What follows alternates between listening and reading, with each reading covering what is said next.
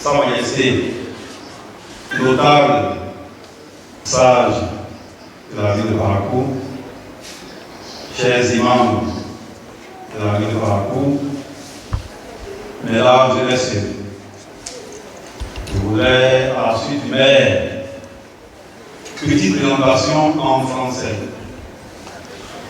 Et le reste, je le ferai en Baliba puis en Hindi.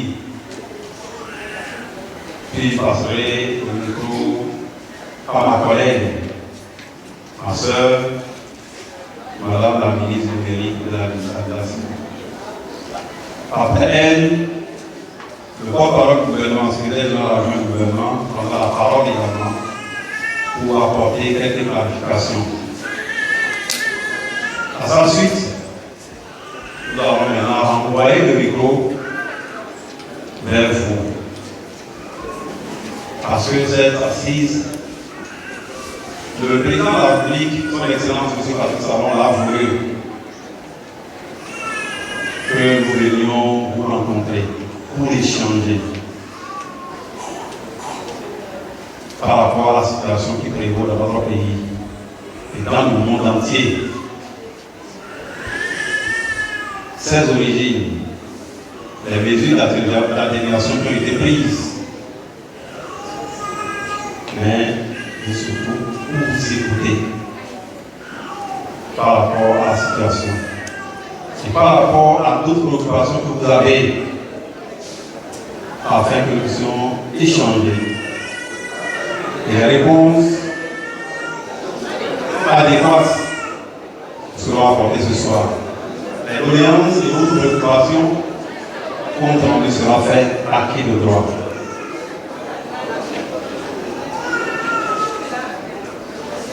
Le monde entier est ébranlé aujourd'hui par la cherté de la vie. Que ce soit les pays développés ou les pays pauvres, comme le nôtre, aucune nation sur cette terre n'est épargnée. Et pour quelle raison? Fondamentalement, 4 raisons pour ce qui concerne notre pays. La première, il s'agit du Covid-19. Ce mal qui est venu à nous depuis février-mars 2020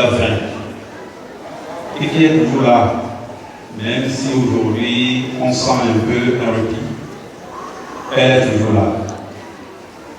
Avec ses conséquences, la fermeture des usines, que ce soit à l'intérieur comme à l'extérieur, et les conséquences sont là. Donc on ne peut plus arriver. Les bateaux n'ont plus continué à faire les voyages. Les marchandises ne peuvent plus arriver dans nos pays. Donc pour ce qui est disponible, naturellement, à la plupart des pays, il est au rendez-vous. Secondo, la situation post-Covid. Lorsque les mesures barrières pour pouvoir lutter efficacement contre ce mal ont été prises, partout ça a été fermé. À un moment donné, il était difficile de continuer à observer cette situation. Forcément, il faut lever quelques mesures. Donc la reprise, à cette reprise, toutes les commandes qui ont été lancées devraient arriver et au même moment, et pour tout le monde. Le nombre de bateaux n'ayant pas augmenté forcément le prix pour le transport. C'est contemporain. Troisièmement, c'est ce que nous vivons dans la sous-région. Au Nigeria, environ 10 ans, sinon plus, le phénomène Boko Haram, qui a fini par gagner le Mali, qui a fait son petit bout de chemin au Niger, au Burkina, et qui n'est pas entièrement notre pays, ni le Togo, ni le Ghana, ni la Côte d'Ivoire, le djihadisme. Les zones de production au Burkina, au Niger, au Nigeria ont été désertées. Forcément, notre pays doit être sollicité, et notre pays a été sérieusement sollicité par rapport au 1er février que nous produisons sur place. Quatrième cause, c'est la guerre en Ukraine. Certes, pour nous, on n'a pas envoyé de militaires, On n'a pas envoyé d'armement, on n'a rien envoyé en Ukraine. En quoi cette guerre nous concerne? Elle ne nous concerne pas. Et les conséquences sont enlevées également ici. Pas seulement en Ukraine, le monde entier est frappé. Parce que ces deux pays sont des gros producteurs. Le lait que nous consommons dans notre pays, plus de 80% de lait vient de l'Ukraine. L'essence, le gasoil, le pétrole, le gaz, ces produits nous viennent également de la Russie, qui est en guerre. Les autres pays où nous importons l'huile vivent les mêmes situations que nous. Nous n'avons pas de bateau pour le transport. Les grands se battent, c'est le petit qui en paye le prix. Et c'est ce que nous pouvons aujourd'hui dans notre pays également. Est-ce que le gouvernement pourrait rester bras croisés? Que faire? Le gouvernement n'est pas resté bras croisés. L'avènement de la Covid de 2019, le gouvernement a appuyé nos communautés, les églises, les mosquées, les écoles, avec les outils de lavage de mains, les cache-nez fabriqués par nos artisans. Et puis après, c'est vrai, pas tous les artisans, ceux qui ont été recensés, quelques-uns ont pu être accompagnés. Ce n'est pas suffisant. C'est également par rapport aux moyens limités de notre pays. Après cela, il fallait penser donc à ce que nous avons mangé, que nous produisons chez nous ici. C'est le maïs, c'est le sorgho, le mil, c'est le haricot, c'est le gari, la poussette d'yam et même l'yam. Il fallait prendre des mesures pour que tout ne soit pas vendu pour les autres, les pays limitrophes qui viennent chercher ces produits vivriers dans votre pays et qui sont prêts à payer n'importe quel prix. Le gouvernement a donc trouvé la solution pour cette situation exceptionnelle. On a trouvé une solution également exceptionnelle qui a consisté à mettre une redevance de 50 francs par exemple sur le maïs, le kilo de maïs. Lorsque vous achetez le maïs au Bénin et que vous voulez l'exporter, par kilo vous payez 50 francs. C'est ce qui nous a permis d'avoir le maïs jusqu'à l'heure auparavant à 21 000 ou plus 22 000 par rapport. 21, 22 par rapport. Sur l'année dernière, à pareil moment, moi, j'ai vendu mon maïs au-delà de 20 000 à pareil moment l'année dernière. Mais cette année, ça n'a pas été le cas. Mais qu'est-ce que nous pouvons? Quand on est responsable, il faut prendre des décisions pour pouvoir protéger le grand nombre. C'est une décision qui n'est pas bonne pour les commerçants. Ceux qui sont dans ce commerce, mais comprenez que pour cette situation exceptionnelle, le gouvernement n'avait pas d'autre choix. C'est une mesure conjoncturelle. Elle n'est pas là pour rester pour tout le temps. Si la situation s'améliore, on va l'annuler. En ce qui concerne les produits pétroliers, le gouvernement a d'abord renoncé à la perception de toutes les taxes. Ça n'a pas suffi. Le gouvernement ne commence pas à subventionner. Et subventionner encore de 5 milliards, nous sommes allés presque à 12 milliards par mois pour pouvoir tenir, pour que le transport puisse être assuré et surtout le gasoil. Le gasoil pour nos reporteurs. Parce que lorsque vous produisez et vous ne pouvez pas évacuer, ça pose un problème. Vous savez, ce n'est pas le petit voiture, c'est le gros porteur, c'est le gasoil, qui est devenu un produit très rare et très cher à la fois. Sur l'essence, sur le pétrole et sur le gaz, pour que ces produits soient encore abordables, même si ces prix n'ont rien à voir avec les prix que nous connaissions par le passé. renseignez-vous à côté de nous pour voir également quelle est la situation. En dehors de ça, certes, nous avons mangé aujourd'hui, les productions sur les marchés, même si c'est cher, ils sont disponibles. Il faut penser à l'année prochaine. Est-ce qu'on sera en mesure de produire? Parce qu'aujourd'hui, sans les intrants agricoles, c'est impossible. Nous allons produire par la grâce de Dieu. Parce que le gouvernement a pu avoir les intrants nécessaires pour la campagne qui s'ouvre bientôt. La campagne agricole qui a déjà été lancée le 25 dernier par le ministre de l'Agriculture dans le département du Mono. Par Grand Bourg précisément, le 25 dernier. La campagne est donc ouverte. Pour ceux qui pratiquent la voie par commande, vous allez voir que les tracteurs ont commencé par passer. Tous les jours. C'est pareil pour les engrais. La mise en place reste déjà terminée pour toutes les communes. C'est déjà terminé. Il ne reste maintenant que la répartition par producteur. Nous pouvons dire donc par la grâce de Dieu, sur la saison pluvieuse est bonne, que l'année prochaine, on aura de quoi manger. On aura de quoi vendre, de quoi avoir de l'argent. Le coton, le soja, dans la case, on aura tout ça l'année prochaine par la grâce de Dieu, parce que les intrants sont disponibles. C'est une prouesse. Bien vrai, dans notre pays également, on dira que c'est disponible, mais à quel prix? Nous avons presque pratiquement le meilleur prix ici au Bénin. Pratiquement le meilleur prix. Vous allez au Togo, le prix est là, au-delà de ce que nous avons ici. Au Burkina, c'est pareil. C'est deux pays qui nous entourent, avec lesquels nous essayons de voir, comparer la situation. Aujourd'hui, nous sommes les champions. On voudrait donc qu'à la récolte, nous soyons également des champions.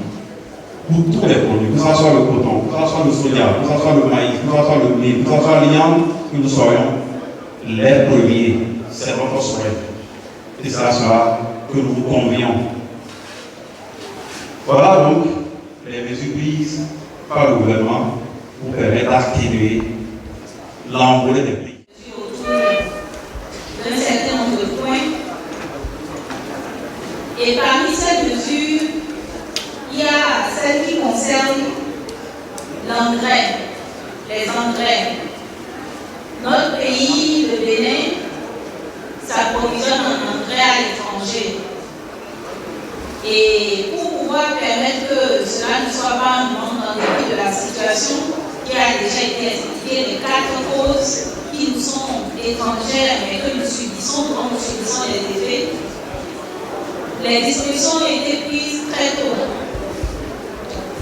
Et ces dispositions ont permis aujourd'hui d'avoir un coût de l'engrais à 14 000 francs le sac de 50 kg. Alors que nous entendons qu'au niveau d'autres pays de notre sous-région, on est à 18 000 et même au-delà. Et ça, c'est pour les pays qui en ont. Dans ce cadre-là, il est important de demander à vous également, pour qui le gouvernement travaille, de nous aider à ce que cette mesure profite réellement à la population béninoise. Nous voudrions vous demander de nous aider à ce que nous ne soyons pas un pays du commerce de l'engrais, mais que les engrais servent vraiment dans nos champs. Parce que lorsque nous fixons le prix de l'engrais, le sac de 50 kg à 14 000 francs, les pays qui n'en ont pas ou les pays qui les vendent plus cher vont pouvoir venir les acheter ici. C'est pour cela que le gouvernement a mis en place des mesures, dont un numéro de téléphone qui est joignable pour pouvoir dénoncer ces faits-là. Mais le plus important, c'est que nous voudrions vous dire de nous aider, de faire en sorte que ceux qui vont acheter ces engrais-là que vous ne soyez pas tentés de les vendre. Et que s'il y a des personnes indélicates, non inspirées, qui veulent s'adonner à cela, que vous puissiez vous constituer en brigade pour ne pas permettre que cela arrive dans notre pays et que les sacrifices consentis par le gouvernement qui subventionne pour que nous soyons à ce niveau de prix ne puissent pas être vains. Ce que je voudrais aussi porter comme message, c'est vis-à-vis du microcrédit à la FIA, de l'activement microcrédit à la FIA. Aujourd'hui, les populations de Parakou profitent aussi de cette initiative du gouvernement. Mais cela pourrait être beaucoup plus que les chiffres que nous recensons. Et parmi les causes de ce manque de volume, nous avons dénoté le fait que les populations manquent encore de leur certificat d'identification personnelle. C'est pour ça que nous voudrions vous exhorter à faire votre enrôlement au RAVIC. Les équipes sont encore sur le terrain, donc il faut penser à aller, pour ceux qui ne l'ont pas encore fait ou qui connaissent des gens qui ne l'ont pas encore fait, il faut les encourager à aller se faire enrôler. Et il n'y a pas que le microcrédit à la FIA, qui est aujourd'hui d'ailleurs de 50 000 et qui va bientôt passer à 100 000 francs. Il y a aussi tous les programmes autour des artisans. Il y a tout ce qui concerne l'assurance. Donc il y a beaucoup de bénéfices derrière le fait de se faire enrôler. Donc on voudrait exhorter tout le monde à se faire enrôler au RAVIC parce que c'est important pour notre pays. Parakou, Naoyo, Kayoga, merci. C'est ce que je voulais dire ce soir. Merci beaucoup. Mais les ministres ont expliqué de quoi il s'agit. Je vais insister juste sur deux points et vous aurez la parole après les traductions. Les deux points, c'est d'abord le gasoil. On vous a dit les efforts que le gouvernement a fait. Mais pourquoi il faut insister là-dessus? Si on regarde bien aujourd'hui dans le monde, le gasoil qui arrive dans notre pays, si on va à la station, on va l'acheter à 1100 francs, 1200 francs le litre. Aujourd'hui, nous sommes à 668 francs parce que le gouvernement met beaucoup d'argent pour subventionner. Avant la guerre en Ukraine, c'était 5 milliards par mois de subventions. Depuis février, le gouvernement met à peu près 12 milliards de subventions pour maintenir les prix à ce niveau. Mais pourquoi il le fait? À 1100 francs, 1200, peut-être 1500, 2000 ou 3000 demain, combien sont capables d'aller acheter le gasoil? Je sais qu'il y a beaucoup de transporteurs ici. S'il n'y a pas de gasoil dans les camions, dans les bidons, ils ne peuvent pas bouger. Les productions vont rester dans les champs. Ce que vous envoyez dans telle ville, à Cotonou et dans les pays de la sous-région ne pourra pas partir. Donc, rien qu'à cause du gasoil, on peut perdre sur toute la ligne et l'économie peut s'effondrer. Celui qui va à Balambie chercher du riz, de la pomme de terre, de l'oignon pour amener à Parakou ici, il ne peut pas le faire. Celui qui veut transporter du maïs de Parakou jusqu'à Cotonou, il ne peut pas le faire. Donc, le gouvernement, lui, travaille pour que le gasoil soit disponible pour tout le monde. Mais regardez encore dans nos quartiers ici à Parakou, les moulins qui sont là, qui utilisent le gasoil pour moudre le maïs, le riz, afin qu'on ait la pâte. Si le gasoil atteint un niveau auquel on ne peut pas acheter et que le gouvernement ne faisait rien, les moulins vont rester et ne peuvent pas tourner. On ne pourra pas manger. Chacun voit donc que cette guerre entre la Russie et l'Ukraine, qui est une guerre de deux pays européens, mais avec des conséquences dans le monde entier, est devenue comme une guerre mondiale. Et des pays comme nous, le Bénin, qui n'avons rien fait dans cette guerre, nous subissons aussi les conséquences. Mais si cette guerre doit continuer pendant longtemps, comment allons-nous nous en sortir? Voilà déjà les efforts que nous faisons. Si on regarde bien, Entre février et avril, le gouvernement a déjà payé près de 130 milliards dans les subventions. Nous souhaitons donc, et c'est la position du Bénin, c'est la position du président Patrice Talon, que les deux pays s'entendent vite pour que la guerre s'arrête afin que le monde revienne dans les conditions normales. Parce que si ça dure, personne ne sait comment ça va se passer. Il y a des pays en Europe aujourd'hui où il y a des huiles qui manquent. L'Ukraine fait ce qu'on appelle l'huile de tournesol. Et dans le monde, eux seuls font 50% de la production mondiale. Aujourd'hui, certains pays n'en ont pas. Vous regardez l'Indonésie. À cause de cette guerre, l'Indonésie vient d'interdire que ces huiles de palme sortent de son pays pour aller à l'étranger. Parce qu'ils veulent satisfaire la consommation nationale. Il y a des pays qui ont commencé à interdire, comme l'Inde, que le blé sorte de leur pays parce qu'ils veulent satisfaire la consommation nationale. Si ces produits-là ne sont pas disponibles sur le marché international pour que les petits pays ou les pays qui n'en produisent pas puissent en chercher et ramener pour nourrir leur population, vous voyez qu'il y a une grave qui se joue à l'avenir. C'est pour ça que le Bénin demande que la guerre cesse au plus tôt.